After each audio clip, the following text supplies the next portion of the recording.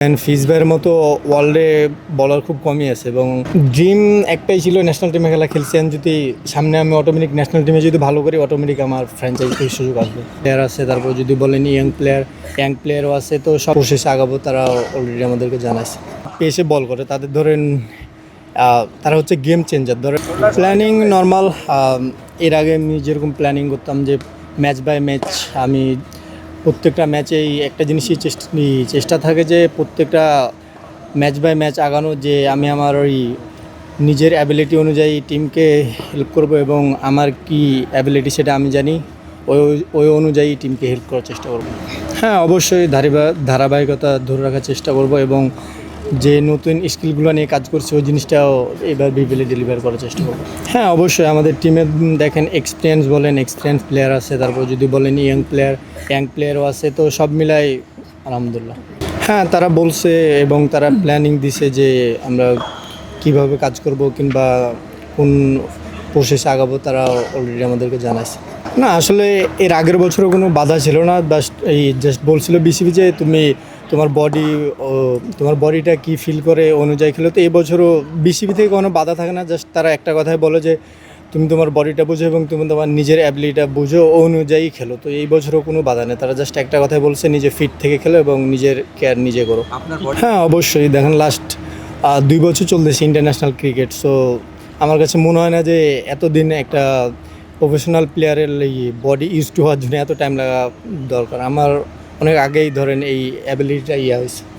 অবশ্যই আপনি যেটা শুরুতে বললেন যে পেস, আসলে দেখেন যারা এক্সট্রা পেসে বল করে তাদের ধরেন তারা হচ্ছে গেম চেঞ্জার। ধরেন কখনো এসে ধরেন দেখবেন যে এমন একটা ম্যাচ জিতে দিয়েছে যেটা আনএক্সপেক্টেড ম্যাচ, সে জিতাই দিয়েছে। আবার এমনও সময় আসবে দেখবেন যে ধরেন অনেক রান দিছে। তো যারা এক্সপ্রেস পেস তাদের ধরেন ইকোনমিটা অনেক সময় হাই থাকে, যেহেতু ধরেন আপনি বলেন বাউন্ডারি শট। আমি এই জিনিসটা কখনো ধরেন ভাবি না যে বাউন্ডারি শট কিংবা বড়, আমি জাস্ট চেষ্টা করি একটা জিনিসই যে কেমনে আমি আমার লাইন লেন্থ এবং বেসিকে থেকে বোলিং করার চেষ্টা করি।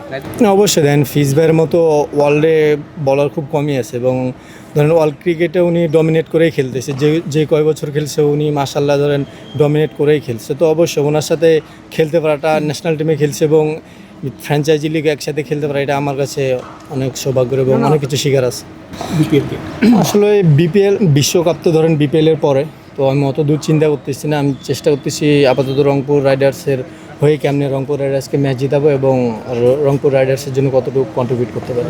না, আমার একটাই চেষ্টা থাকে যে আমি কেমনে আমার টিমকে ম্যাচ জিতাবো। আমার সবসময় মাথায় এটা থাকে যে আমি আমার টিমকে ম্যাচ জিতাবো। আমার এরকম পার্সোনাল কোনো গোল থাকে না যে আমি হাইস্ট উইকেট টেকার হবো। আমার আমি দেশের হয়ে খেললে আমার মাথায় এটা থাকে যদি আমি এই 2 উইকেট নিয়ে ভাইটাল মোমেন্টে ম্যাচ জিতাতে পারি আমি হ্যাপি। যদি আমার কাছে মনে হয় যে আমি উইকেট না পেয়ে টিমকে ম্যাচ জিতাতে পারি তা আমি হ্যাপি।